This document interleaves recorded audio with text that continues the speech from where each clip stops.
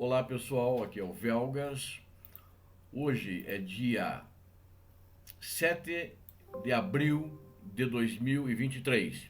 Quero convidá-los a inscreverem-se no canal, a darem o like e compartilharem com suas redes sociais. Vamos trazer hoje os últimos acontecimentos atuais, tanto da guerra na Ucrânia como a geopolítica que envolve até durante essa semana que está se encerrando praticamente amanhã, né? Sábado começa uma nova semana. Então vamos às atualidades da guerra. Temos certeza que tudo o que você precisa saber de mais importante você vai ver aqui. O Macron, na quinta-feira, encontrou-se com o presidente Xi Jinping. Ele viajou a Pequim e demonstrou convicção de que pode contar com a China para trazer a Rússia de volta à razão e trazer o mundo inteiro à mesa de negociações. No entanto, a Rússia não quer negociar, a guerra vai acabar, na minha opinião, apenas com a prisão ou morte do ditador russo. E a perspectiva da Rússia não querer negociar é exatamente quando faz a seguinte pergunta, respondendo melhor ao que o Macron veio trazendo da China. O Dmitry Peskov, que é o porta-voz do Kremlin, disse que não há perspectiva de solução política. Ele fez essa declaração no mesmo dia em que o presidente francês declarou que ele tem esperança de que o Xi Jinping ajude, que ele acredita que o Xi Jinping pode levar a Rússia à razão, né? Ou seja, trazer todo mundo para a mesa de negociação. O que a gente nota é uma coisa, né? Que o presidente russo, o ditador russo, o Vladimir Putin, perdeu o contato com o mundo real. Putin ama Putin, somente isso. Inclusive eu coloquei, vocês vão ver nessa fotografia aqui, né? Melhor nessa charge. Essa charge ela está estampada em alguns prédios nos Estados Unidos, né? Em pinturas de rua. É um amor único. Putin ama Putin. Ele tem vivido em um casulo de informação dos últimos 2 anos. Ele, na realidade, tem medo de ser assassinado, tem medo, de repente, de um ataque com bombas mesmo, um ataque nuclear. Ele vive nas suas casas hoje, na região de Moscou, em bunkers que ele tem dentro dessas casas. E ele raramente sai. Ele saiu agora, há 3 dias atrás, para receber, por exemplo, o ex-chanceler brasileiro, Celso Amorim, que foi lá, vou falar depois, em nome do presidente do Brasil, Lula. Então esse casulo da informação, ele não usa celular, não usa internet, só recebe informações do seu círculo mais próximo, o que significa que ele vive em um vácuo de informação.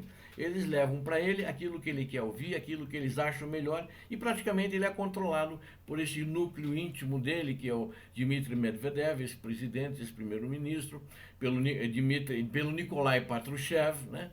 E pelo próprio Dmitry Peskov, entre outros, e Lavrov, né? Que fazem parte do círculo mais íntimo, e então não deixam ele ver a realidade da guerra como talvez devesse ser e como está o mundo lá fora. O próprio Vladimir Putin falou agora essa semana, disse o seguinte: o Ocidente ajudou a Ucrânia a montar atos de sabotagem. Ele não apresentou nenhuma prova, é uma palavra solta numa declaração à imprensa, num discurso que tinha repórteres, né? Não apresentou indício, né? Apenas aquele blá blá blá contando as mentiras costumeiras que o ditador russo tem feito já antes da invasão da Ucrânia para justificar a invasão, e agora ele está, eu diria o seguinte: o presidente russo está desmontando a própria Rússia, né?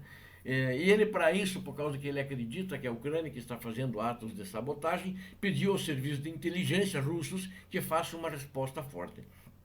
Não sei se contra o Ocidente, se isso apenas foi um ato de retórica, né? Também essa semana o presidente Zelensky visitou a Polônia, primeira vez desde a invasão russa. Essa visita é muito importante, ela simbolicamente, porque é importante, é um país que tem sido um refúgio seguro para os refugiados ucranianos e é um centro de trânsito para ajuda humanitária, e também todo o armamento que com destino à Ucrânia ele passa necessariamente pela Polônia e entra por terra através das fronteiras polonesas, e diga-se de passagem com muito sucesso, graças ao esforço dos poloneses. Em Bakhmut também continuam combates violentos. O grupo Wagner reivindicou a tomada de Bakhmut, a Ucrânia nega, e de fato estão tendo combates violentos dentro da cidade. A Ucrânia afirmou esta segunda-feira que as forças russas estão muito longe de capturar Bakhmut, contradizendo as alegações do grupo Wagner. A Rússia é motivo de zombaria, inclusive por causa disso. Os próprios assessores do presidente Zelensky disseram que os russos hastearam a bandeira sobre um banheiro qualquer e daí acham que tomaram a cidade, que continua palco de resistência muito feroz dos ucranianos e palco de batalhas violentas. Essa semana foi também assassinado, né, num atentado, um dos principais blogueiros propagandistas da guerra de Putin, dessa guerra insana, imoral e ilegítima, uma guerra não provocada pela Ucrânia, mas um defensor do presidente Putin, defensor dessa guerra, esse blogueiro. Houve um atentado em São Petersburgo, num dia em que eles chamavam de Jornada Patriótica, onde tinha algumas pessoas assistindo, ele estava fazendo uma palestra, entre outras pessoas. O Vladimir Tatarsky, esse é o nome dele, ele é de 40 anos, vocês vão ver a foto dele. O nome verdadeiro é Maxim Fomin. Esse é o Vladimir Tatarsky, que é o nome, vamos dizer, o nome de guerra, nome artístico, sei lá. Ele foi morto em um café de São Petersburgo nesse domingo, né? O primeiro dia dessa semana, em que uma explosão deixou ainda também 32 pessoas feridas. A Ucrânia nega o envolvimento. Essa bomba que matou o blogueiro pro-Kremlin, na minha opinião, era para o chefe do grupo Wagner, Eugênio Prigozhin, que ele tem criticado muito Putin pela condução da guerra na Ucrânia. E ele era para estar lá. E ele, na última hora, cancelou a ida. Provavelmente ele ia entregar uma espécie de uma condecoração, uma estatueta, com a figura do próprio Tatarsky, né? E ele não foi. Então, ao ele pegar essa bomba, ela devia ter sido acionada remotamente, ele explodiu nas mãos desse blogueiro. E ela foi entregue por uma jornalista russa, que eles dizem que essa jornalista era pró-Ucrânia. Na realidade, na minha opinião, ela é um bode expiatório. Porque isso pode ter acontecido da seguinte maneira: ou é algum fato isolado, algum ucraniano pró-Ucrânia na Rússia que fez isso, uma posição muito remota. Ou a própria Ucrânia fazer o atentado, que eu acho uma condição muito remota e muito difícil, que o Kremlin está dizendo que é a Ucrânia junto com os seguidores do Navalny, do Alexei Navalny, que eu acho uma grande bobagem. Se nós analisarmos, em torno de entre 40 a 50 pessoas ligadas ao Putin que se pronunciaram contra a guerra desde o início, elas foram mortas dizendo que suicidaram-se, na realidade foram suicidadas. Gente que levou tiro, gente que atirou-se de andares de prédios, de hospitais, etc., por tudo. Bom, isso aí, e todo mundo sabe que isso apontava diretamente para o Vladimir Putin. Como o Prigozhin tem criticado violentamente a condução da guerra, inclusive em Bakhmut, onde ele esteve, na minha análise, a grande chance do próprio que estava tentando eliminar o Prigozhin e não conseguiu, então essa bomba poderia ter sido dirigida a ele. É uma hipótese, é a minha hipótese que eu levanto aqui agora. Tanto que ele não apareceu lá.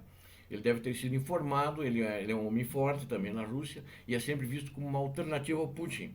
E ele é dono do grupo Wagner, que não deixa de ser um pequeno exército, mas muito bem armado com serviços de inteligência também.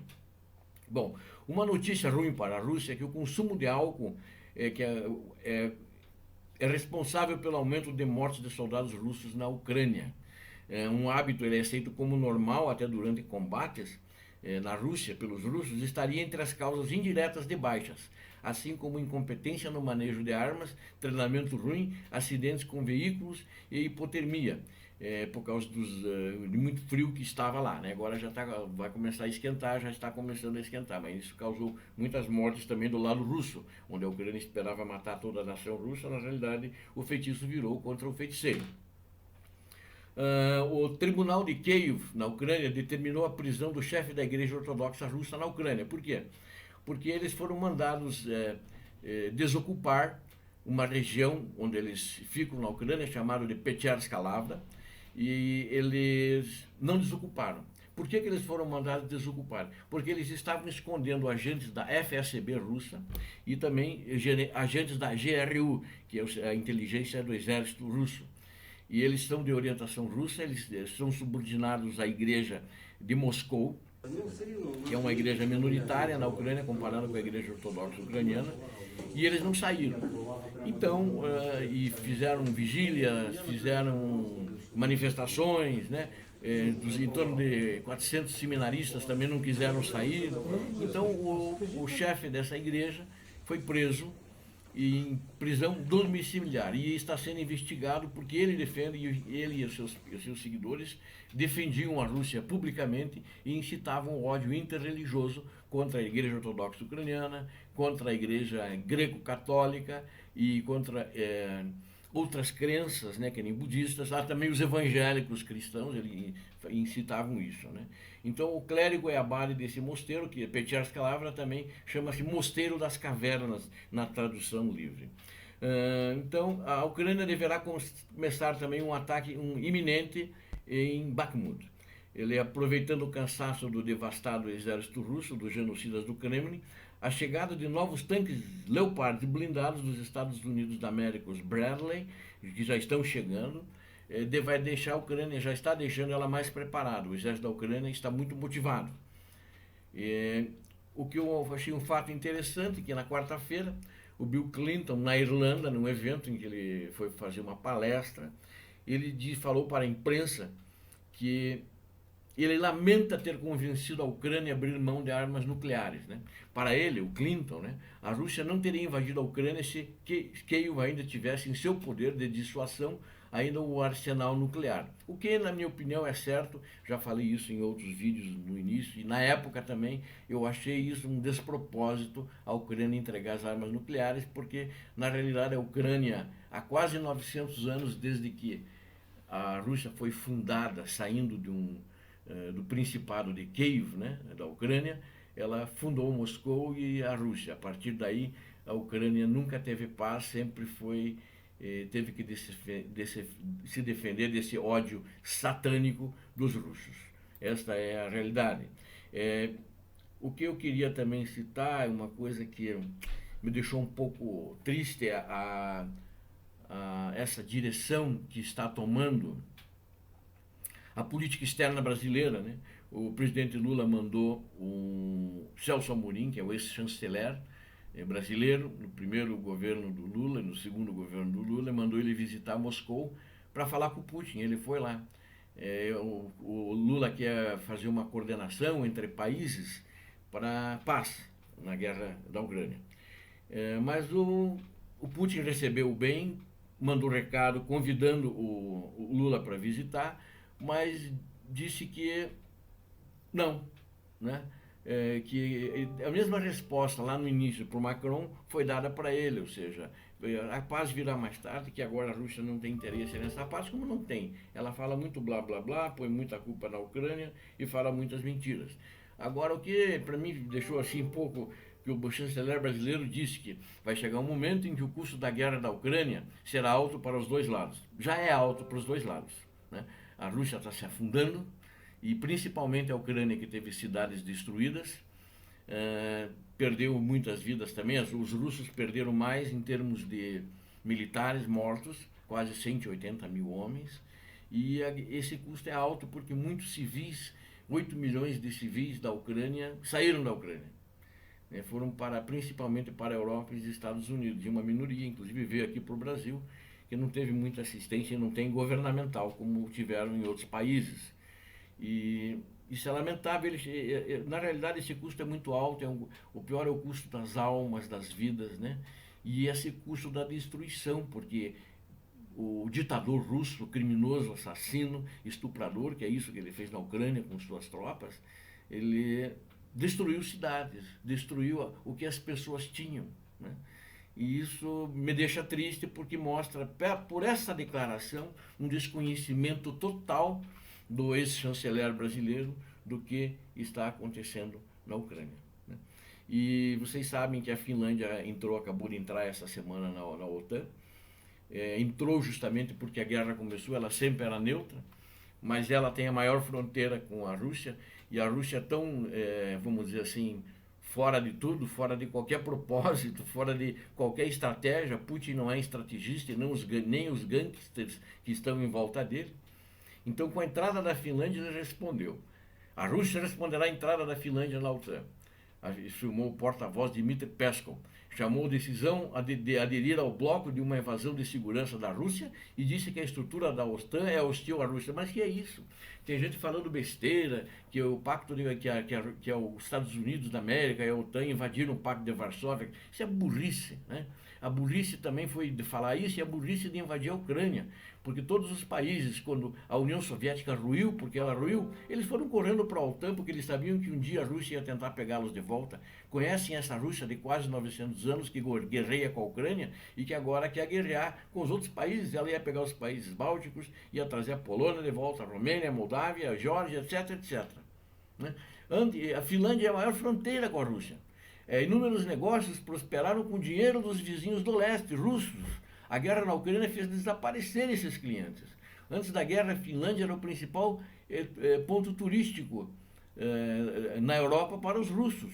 Isso também acabou, né? Não tem, e ela é a maior fronteira, ela tem agora no total a Rússia, ela tem 2.600 quilômetros da OTAN na fronteira dela. Isso não era assim, né? Depois que começou a guerra com a Ucrânia, sem contar a Ucrânia. Então são idiotas, daí o povo já está descontente, tem funcionário descontente, tanto que essa semana também o ditador russo mandou confiscar passaportes de altos funcionários e dirigentes russos. Por que é? Em causa está a lealdade da elite civil russa, em que muitos se opõem à guerra ou estão descontentes com o impacto do conflito no seu estilo de vida. Este é um fato para evitar deserções de russos de alto escalão, né, mesmo tanto na vida privada quanto na vida pública, e eventualmente eles passarem informações da real situação da Rússia para o exterior. E os Estados Unidos já disse para os americanos que estão lá: saiam da Rússia agora. O porta-voz de Segurança Nacional da Casa Branca, John Kirby, pediu a todos os cidadãos americanos que abandonem a Rússia para a sua segurança essa semana. Se está na Rússia, seja em negócios ou lazer, disse ele, seja qual for o tipo de viagem, precisa sair agora. Isso dá uma sinalização para mim, né? Acho que pode ser que a Terceira Guerra Mundial, que eu acho que poderá ser um começo da Ucrânia, deixou de ser um exagero. Existe um perigo real do conflito na Ucrânia transformar-se na Terceira Guerra Mundial, né? E envolvendo os Estados Unidos, porque está uma provocação direta do Nanico, do Estado Nanico, que já acabou com o exército dele, não tem mais nem para mandar para a fronteira com a Finlândia tropas, porque foram aniquilados na Ucrânia, da Rússia. A Rússia escala a retórica e ameaça com armas nucleares, prendeu um jornalista americano, agora essa semana também, e os Estados Unidos da América pedem aos cidadãos que abandonem a Rússia. Então isso não é um exagero. Então precisamos estar atentos quanto a isso. Estamos acompanhando, queremos informá-los da melhor maneira possível no canal do que está acontecendo, não só geopoliticamente, mas as informações que de fato estão impactando na vida naquela região do mundo e que já estão impactando aqui mesmo imperceptivelmente, né? Mas a questão de preços de combustíveis, né? Isso impacta, a questão de importação da Rússia de insumos agrícolas, né? Que eu não sei quanto tempo isso vai continuar sendo possível, né? Então essa é a maior questão, sem dúvida nenhuma, e que é precisa ser vista e ponderada com muito cuidado. Eu peço a todos vocês que inscrevam-se no canal, deem seu like e compartilhem com as suas redes sociais. Vamos esperar que não haja escalada para uma terceira guerra. Peço a Deus que abençoe a Ucrânia, abençoe o Brasil, abençoe a humanidade, abençoe as vítimas da guerra. E peço a Deus que abençoe vocês que assistiram esse vídeo, inscritos no canal, inscrevam-se no canal, deem o like. Paz e bem.